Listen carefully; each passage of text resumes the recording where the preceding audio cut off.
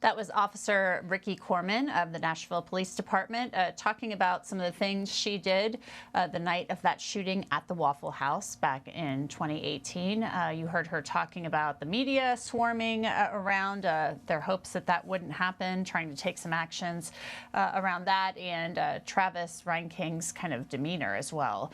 I want to bring in one of our guests today to talk about this. Lisa Lockwood is a crime analyst and a frequent guest here on the Law and Crime Trial Network. So, Lisa, thanks for coming on today. As always, it's good to see you. What do you make of the testimony we've heard so far? Thank you. And what we've heard from Officer Corman, just that little bit right there about what was going on that night when this unfolded. Obviously, a mass shooting like that, the media is going to respond en masse, and getting that shooter in custody is a priority, of course. Yes, and I believe it's about 34 hours from the time of the shooting to getting him in custody. What is important during all of this, everything from the time he was apprehended in the woods initially by the first responding officer all the way until he was being treated in the hospital, was to try and determine if he was exhibiting any behaviors of schizophrenia, or the opposite end would be lucidity, if he was having these moments of having complete understanding of what was happening in his surroundings. But what we've learned is he's been completely quiet and he has been calm. And the two things that were said during that entire period in the hospital were the question of why did they ask if I had tattoos, and the fact that he couldn't go pee because they wanted to put a catheter in. And that was it. Aside from that, the police officers did their job. They didn't do any questioning. He didn't have representation at that time. And the hope was that he was just going to utter things and maybe talk about the crime on his own. So I would imagine at that point he had been Mirandized, and it's just a matter of, in those moments, was he exhibiting any kind of mental disorder? And it'll be interesting to see the other testimony that comes out. We want to go back into court right now. Officer Colin Feeney with the Nashville Police Department is on the stand. So let's listen to Officer Feeney's testimony. Okay, so Sergeant Colin Feeney is done testifying, talking about his experience, his interactions with Travis Reinking when he was taken into custody. And I want to bring our guests in to discuss this. Lisa Lockwood is a crime analyst, and Stephen King is joining us now. He is a criminal defense attorney. So thanks to both of you for being with us today. Lisa, you and I were both listening to that. I think that we might have been thinking the same thing, that Sergeant Feeney was describing someone who appeared to know what was going on and know what he was doing. He was in at least control or command of himself at that point of time following this manhunt after the shooting. Right, and he was lucid enough to answer questions regarding his medical history.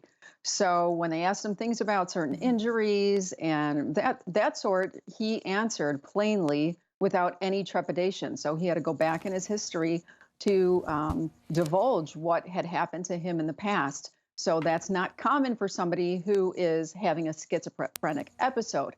That's not saying that there's a potential he was on medication. So I do have a lot of questions regarding if they did a blood draw to find out if he was on medication. Was he off medication? How long had he been off medication during this entire episode? And I think we'd be able to get more answers if the doctor who's treating him discloses what he was treated for and if they had some type of a toxicology on him. And that was James Shaw Jr. under cross-examination yesterday, being asked questions about why he's revealing this now on the stand and didn't reveal it back in April of 2018 when questioned by law enforcement. So let's bring our great guests in to discuss this. Stephen King is a criminal defense attorney, and Lisa Lockwood is a crime analyst. So Lisa, I'll start with you on this one. How does this play in the courtroom when James Shaw Jr. is saying one thing now, but saying back at that time, I guess, that he wasn't sure or, was unsure of what exactly was said? Well, first of all, I look at him as a hero, regardless. Everything that we saw in that video footage showed that he prevented a lot more executions. Having PTSD straight after the event, no question about it. Somebody being interviewed straight after the event, things are going to be very, very blurry. Initially, when that happens, he lost friends. He witnessed things that were atrocious. He had second-degree burns on his hands, getting the rifle out. So for him not to remember every single thing, I think makes perfect sense. And I think a jury may believe that. Coming forward and then saying the N word when he was asked the two times, did you hear anything inside? I'm not so sure. Maybe some curse words. On the outside, did you hear anything? And that's when he brought up the N word. So is his credibility shot? I don't think so. And it is very possible that you don't remember everything. And after you have time to reflect on the incident, it's possible that more things will become more prevalent. Well, his actions were certainly heroic. There's no doubt about it. And that was James Shaw Jr. Explaining under direct examination what he did and how he disarmed Travis Reinking. We have the video evidence. We have James Shaw talking about this. So there's no dispute here, Lisa, that Travis Reinking did this. He shot and killed these people. That is not the issue here. The issue is whether or not he knew right from wrong At that moment on that evening. And I have so many questions regarding that.